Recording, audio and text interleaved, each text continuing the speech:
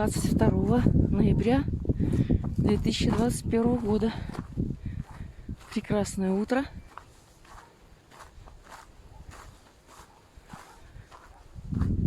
Немножко подмерзла, но лошадка еще пасется. Прекрасный Днепр.